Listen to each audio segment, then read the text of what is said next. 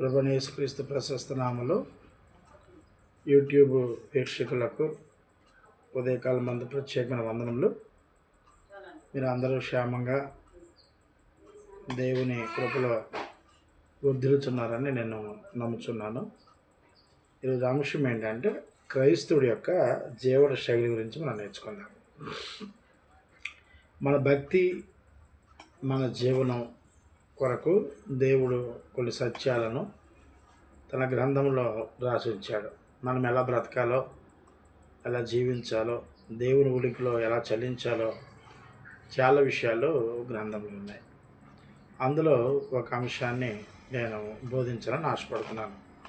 హెబ్రీయులకు రాసిన పత్రిక 13వ అధ్యాయము 1-6 వచనాల్లో మనం చూస్తే, సహోదరి ప్రేమ నిలువరముగా ఉండనీయుడి, ఆతిథ్యము చేయ మరొకటి, దాని వలన కొందరు ఇరుగకయే దేవదూతలకు ఆతిథ్యము చేసిరి. మీరును వారితో కూడా బంధింపబడినట్లు బంధకములు ఉన్న వారిని జ్ఞాపకము చేసుకున్నది. మీరును శరీరముతో ఉన్నారు కనుక కష్టములు అనుభవించుతున్న వారిని జ్ఞాపకం చేసుకోండి అన్నాడు. ఎంత చక్కని మాట చెప్పాడండి. దైవాన్ని ఎరిగినటువంటి మనుషులు, క్రీస్తుని రక్షకుడిగా అంగీకరించినటువంటి మనుష్యులు మొదలు చెప్తున్న మాట ఏంటంటే, సహోదరుడి యొక్క ప్రేమ విషయంలో నిలువురుగా ఉండనీయుడి. అంటే నిలువురుగా అంటే అర్థం ఏంటి? మాటల్లో కాక క్రియలతో చూపించమని. అంటే ప్రేమ ఎన్నడూ సహోదరుడి మీద తగ్గిపోకుండా ఎల్లకాలము నిత్యము అదే ప్రేమను కొనసాగించాలి అన్నాడు. రెండోది, ఆతిథ్యము చెయ్య మరొకండి అన్నాడు. అంటే ఆతిథ్యం, ఒక సహోదరుడు గృహానికి వచ్చినప్పుడు వెంటనే మీరు ఏం తీసుకుంటారు, ఏమో తిన్నారా, అది తిన్నామని అంటారు వాళ్ళ మాటకి. లేదు నేను సిద్ధపడి చేస్తాను అని ఒక హడావుడి చేయవలసిన పరిస్థితి ఉంది. క్రియల మూలముగా వాడిని ప్రేమించి మనస్ఫూర్తిగా, వాడు నా రక్త సంబంధి, వాడు నా సహోదరుడు, నా సహోదరి అని వాళ్ళు ఏ టైం వచ్చినా సరే, ఏం తాగుతారు, ఏం తీసుకుంటారు, రండి పూట ఉండండి, రాత్రి ఉండండి, గడపండి అని కలిసిమెలిసి ప్రార్థన చేసుకొని, ఏమైనా వాక్యాలు ఉంటే దాని మీద డిస్కషన్ చేసుకొని, స్థానిక సంఘంలో సహోదరి కూడా ప్రార్థన చేసుకొని, ఆ కుటుంబం కూడా ప్రార్థన చేసుకొని, ఒకరికొకరు ఆతిథ్యం ఇచ్చుకొని ఆ ప్రేమను పంచుకుంటే ఎంత ఆనందం, ఎంత సంతోషం. మూడవదిగా ఏమంటాడంటే, దాని వలన కొందరు ఇరుగకయ్యే దేవదూతలకు అతిథి చేశారు. అతిథి అంటే కేవలం మన సహోదరునే కాదు, ఈ రోడ్డు మీద బీదలు ఉంటారు, వాళ్ళట దేవదూతల్లా కూడా అలాగ వేషం వేసుకుని వస్తారట దేవదూతలట. వచ్చినప్పుడు కొంతమంది ఏం లేవు అంటారు. కాదు, రక్త మాంసాలతో ఉన్న ప్రతి ఒక్కరిని కూడా మనం ప్రేమించగలగాలి. మా ఇంట్లో ఇప్పుడు కూడా మేము దేవుడి గ్రంథం మాకు తెలియకముందే మా తల్లిదండ్రులు నేర్పినటువంటి విషయం ఏంటంటే, ఎవరైనా బీద వాళ్ళు మీ ఇంటికి వచ్చినప్పుడు, మన ఇంటికి వచ్చినప్పుడు వేడన్నం మాత్రమే మీరు పెట్టాలి, చల్లదనం మీరు తినండి, ఎవరికి బయట పెట్టకండి. లోపల పిలిపించి అటువంటి ప్రదేశాన్ని తడిగొడ తూచి ఆయన కూర్చోబెట్టి ఫ్యాన్ వేసి, మీరు తిన్నటువంటి గిన్నె ఏదైతే ఉందో ఒక ప్రత్యేకమైన పాత్ర ఆయనకి పెట్టి, నీరు పెట్టి, వారికి భోజనం పెట్టి కొంత కానుకిచ్చి పంపించమని మాకు ముందు సెలవిచ్చారు. అది దేవుని గ్రంథంలో చాలా స్పష్టంగా ఉంది. ఇప్పుడు కూడా నేటి కూడా మేము అదే చేస్తాం. నా భార్య కానీ, నా బిడ్డ కానీ, నేను కానీ, మా ఇంట్లో ఎవరున్నా సరే అతిథి వచ్చినప్పుడు అమర్యాదగా వారిని ప్రవర్తించాం. వాళ్ళు లోపలికి ఆహ్వానిస్తాం, ఫ్యాన్ వేస్తాం, కింద కూర్చోబెడతాం, చక్కగా కూర్చోబెట్టి వారితో కష్టకాలు మాట్లాడుకొని వారికి కొంత సువార్త ప్రకటించి వారికి భోజనం పెట్టి చేస్తాం. ఎందుకంటే దానివల్ల కొంత ఇరుగుకే దేవతలకు ఆతిథ్యం చేసినట్టు మీరు కూడా వారితో కూడా బంధింపబడినట్లు బంధకులు ఉన్న వారిని జ్ఞాపకం చేసుకోండి. నాలుగుగా బంధకాల్లో ఉంటారు కొంతమంది సహోదరులు, మనకు తెలుస్తుంది, వెంటనే వెళ్ళి మన చేతన సహాయము వారికి చేయాలి. అలాగే బంధకులు జ్ఞాపకం చేసి, మీరును శరీరంతో ఉన్నారు కష్టపడిస్తున్న వారిని జ్ఞాపకం. మనం కూడా ఈ శరీరంతో అనేకమైన కష్టాలు పడుతున్నాం.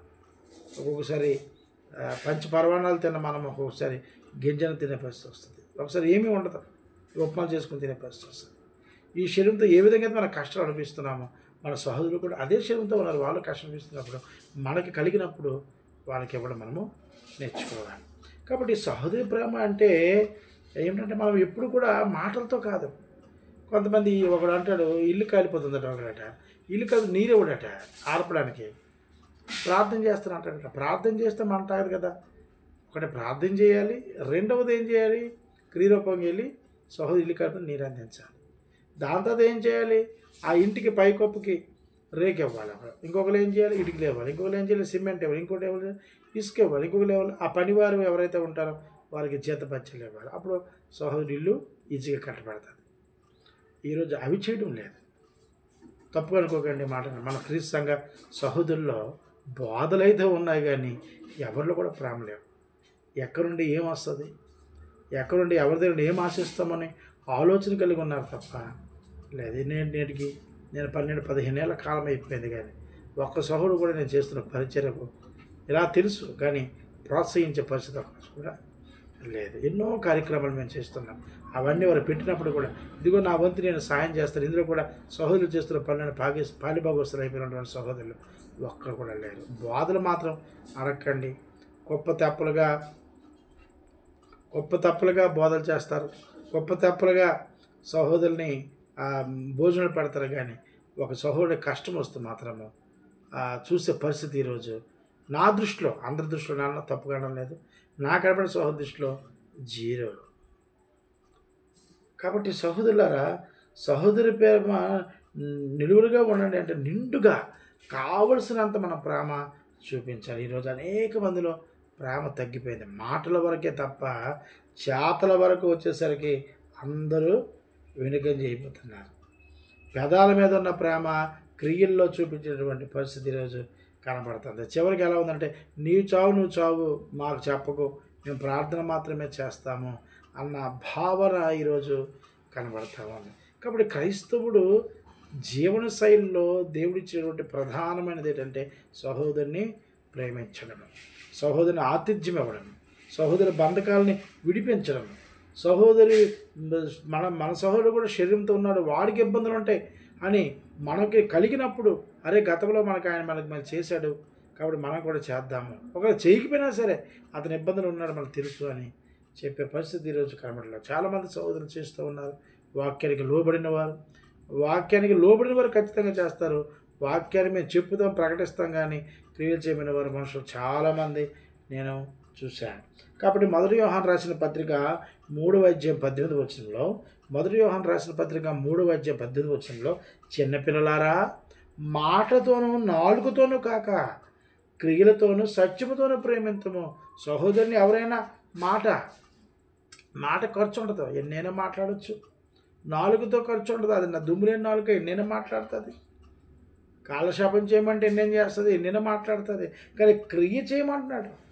మాటల్లో పెదలతో కాదు, ప్రేమ చూపించు. ఆ ప్రేమ క్రియలతో సత్యంతో ప్రేమించి చూపించు.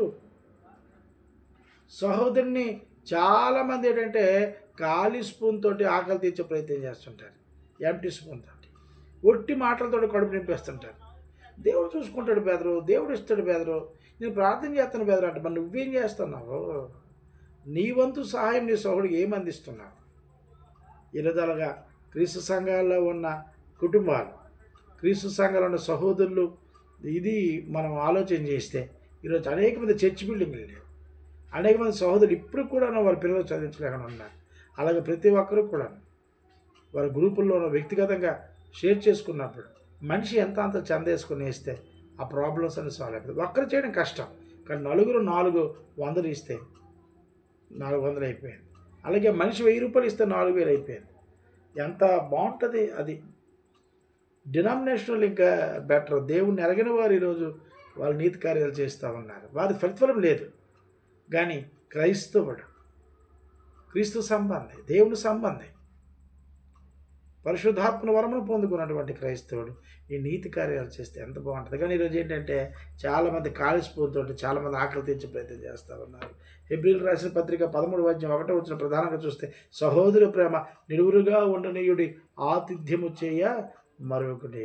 ఆతిథ్యం ఇవ్వడం మానొద్దు అంటున్నాడు. మన ఇంటికి చుట్టాలు వస్తారు, అది మన సహోదరులైనా, మన దగ్గర బంధువులైనా, దూర బంధువులైనా, ఇంటికి వచ్చిన వారికి మనం ఆతిథ్యం చేయడము మానకూడదు. వాళ్ళ ఇంటికి వచ్చినప్పుడు ఎదురు వెళ్ళాలి, పరుగున వెళ్ళాలి. కనబడితే వాళ్ళు వెళ్ళినప్పుడు సాగనంపాలి. చుట్టాలే మనకి దేవదూతలు. కానీ ఈరోజు చాలామంది చుట్టాలని దెయ్యాలుగా, సహోదరుల మీద సలుగుల మీదతోనే కాలయాపన చేసే పరిస్థితి కనబడతా ఉంది. చాలా బాధాకరమైన విషయం. చాలామంది ఈరోజు ఒక మాట చెప్పాలంటే ఖాళీ చేత్తో ఎంగిలి ఉన్న చేత్తో కూడా కాకికి రొప్పరన్న పరిస్థితి ఈరోజు కనబడుతుంది. వీళ్ళంతా క్రైస్తవులు కాదు, పరలోకానికి వెళ్ళరు. నాకు తెలిసి శ్రమల్లో కష్టంలో ఉన్నవారికి సహాయం చేసేవాడే నిజమైన క్రైస్తవుడు, వాడే నిజమైన క్రీస్తు సంబంధి, వాడే దేవుని సంబంధి. హెబ్రీయులకు రాసిన పత్రిక 13వ అధ్యాయము, క్షమించండి నేను మరొక వచనాన్ని చూడబోయి రోజు చెప్పాను. కాబట్టి హెబ్రీయులకు రాసిన పత్రిక 13వ అధ్యాయం 5వ వచనంలో, ధనాపేక్షలైన వారై మీకు కలిగిన వాటితో తృప్తి పొంది ఉండుడి, నిన్ను ఏమాత్రమే వినను, నిన్ను ఎన్నడను ఎడబాయనని ఆయనే చెప్పిన కదా అన్నాడు. దేవుడు ఏమైతే మనకి ఇచ్చాడో ఆ ఉన్నవాటితో తృప్తి కలిగి ఉండాలి. తృప్తి అంటే మిగిల్చేది కాదు, ఆ రోజు అడ్జస్ట్ అయిపోయేది. తృప్తి లేకపోతే ఏమీ మిగలదు. అది ఎంతైనా ఇంకా దాచుకోవాలి, ఇంకా డబ్బు సంపాదించాలని డబ్బు పిచ్చిలో బతికేస్తూ ఉంటారు. కాబట్టి మనకి దేవుడు ఏదైతే ఇచ్చాడో దానికి అధికంగా ఇచ్చినప్పుడు అది సహోదరుల కొరకు మనం ఖర్చు పెట్టాలి. కాబట్టి నిన్ను ఎడబాయను అంటున్నాడు దేవుడు. అలాంటి నీతి కార్యాలు చేసేవాడు నిన్ను విడిచిపెట్టను, నేను పక్కకు తోసాను అంటున్నాడు. హెబ్రీయులకు రాసిన పత్రిక 13వ అధ్యాయం 5-6 వచనం మనం చూస్తే, నిన్ను ఎన్నడూ ఎడబాయను అని ఆయనే చెప్పాను కదా. కాబట్టి ప్రభువు నాకు సహాయుడు, నేను భయపడను, నరమాత్రం నాకేమి చేయగలడు అని మంచి ధైర్యంతో చెప్పగల వరమై ఉన్నాము.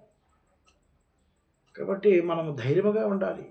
నేను ఒకరు సహాయం చేస్తే దేవుడు నాకు సహాయం చేస్తాడు. నాకు ఏమీ లేవు, డబ్బు కానీ ఆస్తి అంతస్తులు ఏమీ లేవు, కానీ దేవుడు నాకు ఇచ్చిన దాంట్లో పేదవారికి, స్థానిక సంఘంలో ఉన్న సోదరుల అవసరాలు, అలాగే ఇతర సంఘాల్లో ఉన్నటువంటి సోదరులకి, వీరందరికి కూడాను నేను నాకు తగినంత సహాయం అనేదో చేస్తూనే ఉంటాను.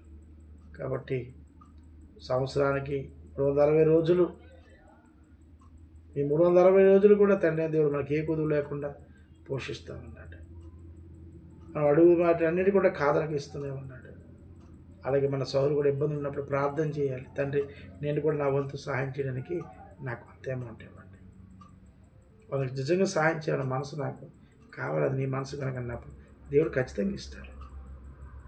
ఆయనే ప్రభు మాటలు మనం చూస్తే 2 వస్త్రాలు అంటే 1 వస్త్రం ఇచ్చేయండి, 2 పూట్ల భోజనం పెట్టేయండి అన్నాడు. అలా ఉన్నవారిని దేవుడు ఎన్నడూ విడువును అన్నాడు. ఎడబాయనంటే నేను పక్కన పెట్టను అన్నాడు. కాబట్టి సహోదరుల ప్రేమ నిలువరిగా ఉండాలి. ఆతిథ్యం చేయకుండా మర్చిపోకూడదు. శ్రమల్లో కష్టాల్లో ఉన్నవారిని జ్ఞాపకం చేసుకోవాలి. ధనాపేక్షలైన వారి దేవుడు ఏమి ఇస్తే దాంతో తృప్తిగా జీవించాలి. ప్రభు సహాయం చేస్తాను, నేను ఎవరికి భయపడను అనే సౌద్దేశంతో సహోదరుని ప్రేమిస్తూ, ఆదరిస్తూ, సన్మానిస్తూ, ఆయన గౌరవిస్తూ, సౌలు మీద కొనకుండా మన యొక్క విశ్వాస యాత్రని ముందుకు కొనసాగించాలి. ఈ విధంగా ప్రతి క్రైస్తవుడు కూడా తన జీవనశైలిని అలవాటు చేసుకున్నప్పుడు దేవుడు ఈ జీవితాన్ని ఎంత అద్భుతంగా డిజైన్ చేస్తాడు. ఇంకా తన దేవుని యొక్క పనిని ఇంకా పెంచుతాడు. కాబట్టి సహోదరులారా గమనించండి. ఈలో లోపం ఉంటే ఇది సరి చేసుకొని మీరందరూ కూడా ఇప్పుడు నేడే పశ్చాత్తాపడి ఏమైనా అలా కాకుండా సహోదరుని ప్రేమించే విషయం, ఆతిథ్య విషయంలో, గౌరవించే విషయంలో ముందుకు కొనసాగాలని మనస్ఫూర్తిగా కోరుకుంటున్నాను. మీ అందరికీ నా ప్రత్యేకమైనటువంటి వందనములు. ఈ వీడియో నచ్చితే లైక్ చేయండి, షేర్ చేయండి, కామెంట్ చేయండి, మీ అభిప్రాయం తెలియజెప్పండి. మరిన్ని అప్డేట్స్ కోసం ఛానల్ని సబ్స్క్రైబ్ చేసుకోండి. Only one God one way ఈ ఛానల్ని సబ్స్క్రైబ్ చేసుకోమని ప్రభువైన యేసుక్రీస్తు పేరిట మనం చేస్తున్నాను. అలాగే ఈ యొక్క వీడియోను వీక్షించే ప్రేక్షకులు దయతో మీరు బైబిల్ని చూడకుండా ప్రసంగాన్ని వినే ప్రయత్నం చేయకండి. ఖచ్చితంగా గ్రంథాన్ని చూసి వినవలసిందిగా ప్రభువు పేరిట మనకి మీ అందరికీ